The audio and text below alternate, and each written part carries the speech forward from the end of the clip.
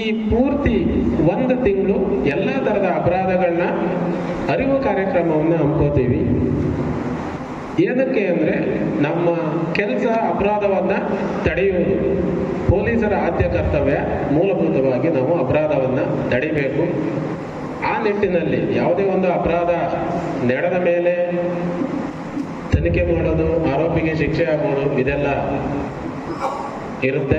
ಅದಕ್ಕಿಂತ ಬಿಫೋರ್ ನಾವು ಅಪರಾಧನೇ ಆಗದೆ ಇರೋಂಗೆ ಅಥವಾ ಅಪರಾಧ ಆಗದೆ ಇರೋಂಗೆ ನಾವು ಹೆಂಗೆ ನಡ್ಕೋಬೇಕು ಅನ್ನೋ ವಿಚಾರವನ್ನು ನಿಮಗೆ ಆದಷ್ಟು ತಿಳಿಸ್ಕೊಟ್ರೆ ಆ ಒಂದು ಅಪರಾಧ ಕಮ್ಮಿ ಆದರೂ ಕೂಡ ಈ ಕಾರ್ಯಕ್ರಮದ ಸಾರ್ಥಕ ಆಗೈತೆ ಅಂತ ಹೇಳ್ತೀನಿ. ಒಂದು ವಿಚಾರದಲ್ಲೂ ಕೂಡ ವೆರಿಫಿಕೇಷನ್ಗೆ ಬರ್ತಾವು.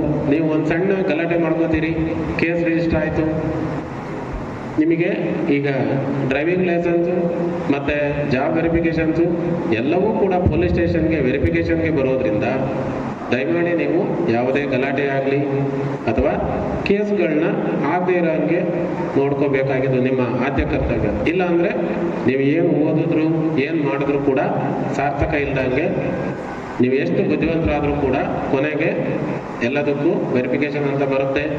ನಿಮಗೆ ಏನು ನೀವು ಭಾಳ ಆಸೆ ಪಟ್ಟು ಕಷ್ಟಪಟ್ಟು ಜಾಬನ್ನು ಪಡ್ಕೋಬೇಕು ಅಂತೀರಿ, ಆ ಕಡೆ ನಿಮ್ಮ ಪ್ರಯತ್ನ ವ್ಯರ್ಥ ಆಗ್ಬೋದು. ಇದೊಂದು ನಿಮ್ಮ ಗಮನದಲ್ಲಿ ಇರಲಿ. ಮತ್ತು ನೀವೆಲ್ಲ ಸ್ಟೂಡೆಂಟ್ಸ್ ಇರ್ತೀರ, ನಾನು ಭಾಳ ಸ್ಟೂಡೆಂಟ್ಸನ್ನು ನೋಡ್ತೀನಿ. ನೀವು ಯಾರು ಕೂಡ ತುಂಬ ಸೀರಿಯಸ್ ಆಗಿ ಎಜುಕೇಷನ್ ಕಡೆ ಗಮನ ಹರಿಸೋದಿಲ್ಲ. ಬರ್ತೀರಾ, ಹೊರಗಡೆ ಸುತ್ತಾಡ್ತೀರಾ, ಬಸ್ ಸ್ಟ್ಯಾಂಡಾಗಿ ಇರ್ತೀರಾ, ಕರೆಕ್ಟಾ? ಮತ್ತೆ ಮನೆಗೆ ಹೋಗ್ತೀರಾ. ಬಹಳ ದುಬಾರಿಯ ಸಮಯ ಇದು. ನೀವೆಲ್ಲರೂ ಕೂಡ ಓದಿನ ಕಡೆ ಗಮನ ಹರಿಸ್ಬೇಕು. ಉಪ ತಹಸೀಲ್ದಾರಾದ ರವೀಂದ್ರ ಸರ್ ಬಂದಿದ್ದಾರೆ. ರವೀಂದ್ರ ಸರ್ಗೆ ಈ ಕಾರ್ಯಕ್ರಮಕ್ಕೆ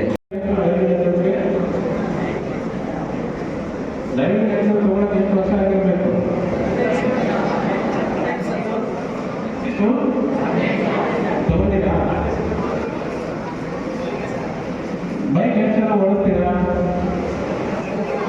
ಕೈಯಲ್ಲಿ ಪರವಾಗಿಲ್ಲ, ಎಲ್ಲರೂ ಓಡಿಸ್ತೀರಾ, ನನಗೆ ಗೊತ್ತಿದೆ. ಆಲ್ಮೋಸ್ಟ್ ಹೆಣ್ಮಕ್ಳು ಹೇಳಿ ಕರೆಕ್ಟಾ?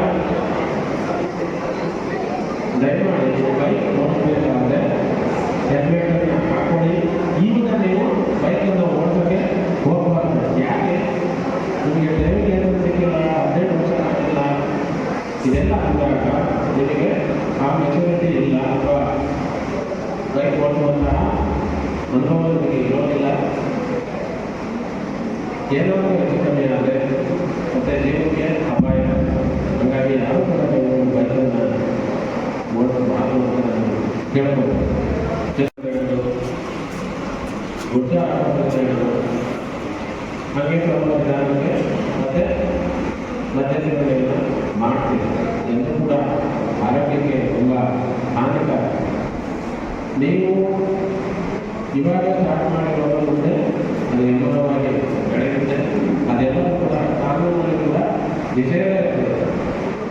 ನೀವೆಲ್ಲೇ ಪಬ್ಲಿಕ್ ಪ್ಲೇಸಲ್ಲಿ ಸಿಗರೇಟ್ ಸೇರುತ್ತೆ ಅಥವಾ ಊಟ ಆಗ್ತದೆ ಅಥವಾ ಮದ್ಯಪಾನ ಮಾಡ್ತದೆ, ಎಲ್ಲದಕ್ಕೂ ಕೂಡ ಪೊಲೀಸ್ ಸ್ಟೇಷನ್ಗೆ ಕರ್ಕೊಂಡ್ಬರ್ತೀವಿ, ಕೇಸ್ ಮಾಡ್ತೀವಿ, ಫೈಟ್ ಮಾಡ್ತೀವಿ. ಇದೆಲ್ಲ ಕಡೆ ಗಮನ ನಿಮಗೆ ಇರಬೇಕು. ಇದಾದ್ಮೇಲೆ ಇವಾಗ ಸ್ವಲ್ಪ ಮೊಬೈಲ್ ಜಾಸ್ತಿ ಯೂಸ್ ಮಾಡ್ತೀವಿ. ಮೊಬೈಲಲ್ಲಿ ಬಹಳಷ್ಟು ಇನ್ಸ್ಟಾಗ್ರಾಮಲ್ಲಿ ಅಥವಾ ಮತ್ತೆ ಫೇಸ್ಬುಕ್ಕಲ್ಲಿ ನಿಮ್ಮ ಕ್ಯೂರಿಯಾಸಿಟಿ ಇರ್ತದೆ. ಒಂದು ಫೇಕ್ ಅಕೌಂಟ್ ಕ್ರಿಯೇಟ್ ಮಾಡ್ತೀರಾ, ಮತ್ತೇನೋ ಅದರಲ್ಲಿ ಪೋಸ್ಟ್ ಮಾಡ್ತೀರಾ, ಅಥವಾ ಯಾವುದೋ ಒಂದು ಸಣ್ಣ ಪುಟ್ಟ ಪೋಸ್ಟ್ಗಳು ಫಾರ್ವರ್ಡ್ ಬಂದಿರ್ತದೆ. ಅವು ಗಂಭೀರ ವಿಚಾರ ಇರ್ತದೆ. ಯಾವ ಪೋಸ್ಟ್ ಮಾಡೋದು ಅದನ್ನು ಫಾರ್ವರ್ಡ್ ಮಾಡಿದ್ರಿ, ಅಥವಾ ಎಲ್ಲೋ ಒಂದು ಪೋಸ್ಟ್ ಇತ್ತು, ಅದು ಅನ್ಯ ಧರ್ಮದ ವಿಚಾರ ಇರ್ಬೋದು, ಯಾವುದೋ ಮಹಿಳೆಯರಿಗೆ ಸಂಬಂಧಪಟ್ಟಿರ್ಬೋದು, ಅಥವಾ ಬೇರೆ ಯಾವುದೋ ರಾಜಕೀಯ ವಿಚಾರಕ್ಕೆ ಸಂಬಂಧಪಟ್ಟಿರ್ಬೋದು. ಆಲ್ಮೋಸ್ಟ್ ಎಲ್ಲರೂ ಕೂಡ ಫೇಸ್ಬುಕ್ ಯೂಸ್ ಮಾಡಬೇಕಾದ್ರೆ, ಮೊಬೈಲ್ ಯೂಸ್ ಮಾಡಬೇಕಾದ್ರೆ ನೀವು ಯಾವುದೇ ಅನ್ಯ ಪೋಸ್ಟ್ಗಳನ್ನ ಫಾರ್ವರ್ಡ್ ಮಾಡೋದಾಗಲಿ, ಅನ್ಯ ಪೋಸ್ಟ್ಗಳನ್ನ ಮೀನ್ಸ್ ಏನು ಕಾನೂನು ಬಾಹಿರ ಪೋಸ್ಟ್ಗಳಿರ್ತಾವೆ. ಅದರಿಂದ ಸಮಾಜಕ್ಕೆ ಕಂಟಕ ಆಗುವ ಒತ್ತಡ ಇರ್ತದೆ. ಲಾಸ್ಟ್ ಟೈಮು ಸಿಂಧೂರದಲ್ಲಿ ಒಂದು ಹಿಂದೂ ಮುಸ್ಲಿಂ ಗಲಾಟೆ ಆಗಿದೆ. ಆ ಗಲಾಟೆ ಆಗಬೇಕಾದ್ರೆ ಒಂದು ಕಾನೂನು ಬಂದು ಅದು ಮುಸ್ಲಿಂ ಜನಾಂಗಕ್ಕೆ ಹಿಂದೂ ಜನಾಂಗಕ್ಕೆ ಅವಮಾನಕಾರಿಯಾಗಿ ಇತ್ತು. ಆ ಫೋನ್ ನಮಗೆ ಏನು ಗೊತ್ತಿಲ್ಲ, ಅವನು ನೋಡಿದ್ರೆ ಜಾಗ ಕೆಲಸ ಮಾಡೋದಿಲ್ಲ, ಅವನು ಸುಮ್ಮನೆ ಫಾರ್ವರ್ಡ್ ಮಾಡಿದ, ಅದನ್ನು ಉಳಿದ ಜನಾಂಗಕ್ಕೆ ಗೊತ್ತಾಗಿ ಅದ್ರ ಬಗ್ಗೆ ಏನೂ ನಡೆಯಲಿಲ್ಲ. ಅವನು ಕ್ರಿಯೇಟ್ ಮಾಡಿಲ್ಲ, ಅದನ್ನು ಫಾರ್ವರ್ಡ್ ಮಾಡಿದ, ಅದರಿಂದ ಗಲಾಟೆ ಆಯಿತು, ಕೇಸ್ ಆಯಿತು, ಜೈಲಿಗೆ ಹೋದ. ಈ ಥರ ನೀವು ಹೇಳ್ತಾ ಇಲ್ಲ ಎಲ್ಲಿಗೆ ಬರುತ್ತೆ. ನೀವು ಆನ್ಲೈನಲ್ಲಿ ನೋಡೋದಕ್ಕೋಸ್ಕರ ಲಿಂಕ್ ಕ್ಲಿಕ್ ಮಾಡ್ತೀರಾ, ನಿಮಗೆ ಗೊತ್ತಿಲ್ಲ ಅಂದರೆ ನಿಮ್ಮ ಮೊಬೈಲಲ್ಲಿ ಒಂದು ಆ್ಯಪ್ ಇನ್ಸ್ಟಾಲ್ ಆಗುತ್ತೆ, ಅದು ನಿಮಗೆಲ್ಲೂ ಕೂಡ ಡಿಸ್ಪ್ಲೇ ಆಗೋದಿಲ್ಲ. ಆವಾಗ ಇನ್ಸ್ಟಾಲ್ ಆಯಿತು ಅಂದರೆ ನಿಮ್ಮ ಇಡೀ ಮೊಬೈಲು ಕಂಟ್ರೋಲಿಗೆ ಹೋಗುತ್ತೆ, ಆ್ಯಪ್ ಕಂಟ್ರೋಲಿಗೆ. ಅದರಲ್ಲಿರೋ ಫೋಟೋ ಯೂಸ್ ಮಾಡ್ಕೋಬೋದು, ಅಥವಾ ನಿಮ್ಮ ಪ್ರತಿ ಮಾಹಿತಿನೂ ಯೂಸ್ ಮಾಡ್ಕೋಬೋದು, ನಿಮ್ಮನ್ನು ಬ್ಲಾಕ್ಮೇಲ್ ಮಾಡ್ಬೋದು, ಯಾವ ಥರ ಬೇಕಾದರೂ ಅದನ್ನು ಯೂಸ್ ಮಾಡ್ಕೊಳ್ತಾರೆ. ಮತ್ತು ನಿಮ್ಮ ಬ್ಯಾಂಕ್ ಡೀಟೇಲ್ಸು, ಬ್ಯಾಂಕ್ OTP ಎಲ್ಲವೂ ಕೂಡ ಬರುತ್ತೆ. ನಿಮ್ಮ ತಂದೆ ತಾಯಿಯನ್ನು ಅಣ್ಣಮಕ್ಕಳು ಎಲ್ಲ ಹೇಳ್ತಾರೆ, ನನಗೆ ಏನು ಮಾಹಿತಿನೇ ಇಲ್ಲ, ನನ್ನ ದುಡ್ಡು ಕಟ್ಟಾಗ್ತದೆ.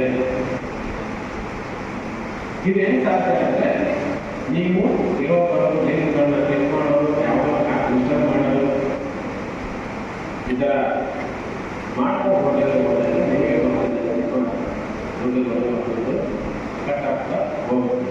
ಅದರ ಜೊತೆಯಲ್ಲಿ ನಿಮ್ಮ ಫೋಟೋನ ಯೂಸ್ ಮಾಡಿಕೊಂಡು ಬ್ಲಾಕ್ಮೇಲ್ ಮಾಡಕ್ಕೆ ಸ್ಟಾರ್ಟ್ ಮಾಡ್ತಾರೆ. ರೀಸೆಂಟಾಗಿ ಕಂಪ್ನಿಲಿ ಒಬ್ಬರು ಸಾಫ್ಟ್ವೇರ್ ಇಂಜಿನಿಯರ್ ಬಂದಿದ್ರು. ಅವರು ವರ್ಕ್ ಫ್ರಮ್ ಹೋಮ್ ಇಲ್ಲೇ ಇದ್ದಾರೆ, ಬೆಂಗಳೂರು IT ಕಂಪನಿದ್ದಾರೆ. ಅವರಿಗೆ ಮತ್ತೆ ಫೋನ್ ಬಂದಿದೆ, ಇಲ್ಲ ನಿಮಗೆ ಪಾರ್ಸೆಲ್ ಬಂದಿದೆ, ನಾವು ಟ್ಯಾಕ್ಸ್ ಡಿಪಾರ್ಟ್ಮೆಂಟ್ನ ಫೋನ್ ಮಾಡ್ತಾ ಇದ್ದೀವಿ, ನಿಮ್ಮ ಪಾರ್ಸೆಲಲ್ಲಿ ಬ್ರೌನ್ ಸಿಗಲಿದೆ ಕಾಂತರಿಸಿದ್ರು ಹೇಳಿದ್ದಾರೆ. ಆಮೇಲೆ ಇಮಿಡಿಯೇಟ್ಲಿ ವಿಡಿಯೋ ಕಾಲ್ಗೆ ಬರಬೇಕು. ವಿಡಿಯೋ ಕಾಲ್ ಮಾಡಿದರೆ ರಿಸೀವ್ ಮಾಡಿದ್ದಾರೆ. ಆಮೇಲೆ ಅವರಿಗೆ ಇಲ್ಲ ನಾವು ಪೊಲೀಸರು ಅಂತ ಹೇಳಿ ಪೊಲೀಸರ ಕೂತ್ಕೊಂಡು ಅದೆಲ್ಲ ಸೆಟಪ್ ಮಾಡ್ಕೊಂಡಿರ್ತಾರೆ. ಪೊಲೀಸರ ಕೂತ್ಕೊಂಡಾದ್ಮೇಲೆ ನಾವು ಅರೆಸ್ಟ್ ಮಾಡ್ತೀವಿ, ನಾವು ಕೇಸ್ ಮಾಡ್ತೀವಿ, ನಮಗೆ ಹಿಂಗೆ ಅಂತ ಹೇಳಿ 1.5 ಲಕ್ಷ ದುಡ್ಡನ್ನು ಈಗ ಅವರಿಗೆ ಹಾಕಿದ್ದಾರೆ. 1.5 ಗಂಟೆ ಮಾತಾಡಿದ್ದಾರೆ, 1.5 ಲಕ್ಷ ದುಡ್ಡು ಹಾಕಿದ್ದಾರೆ. ಪೊಲೀಸ್ ಸ್ಟೇಷನ್ 5 ನಿಮಿಷ ಆಗಿತ್ತು. ಅವ್ರ ಮನೆಗೆ ಪೊಲೀಸ್ ಸ್ಟೇಷನ್ಗೆ ಎಲ್ಲ ಮುಗಿಸ್ಕೊಂಡು ಪೊಲೀಸ್ ಸ್ಟೇಷನ್ಗೆ ಬರ್ತೀವಿ. ಇಂಥ ಟೈಮಲ್ಲಿ ನೀವು ಏನು ಮಾಡಬೇಕು?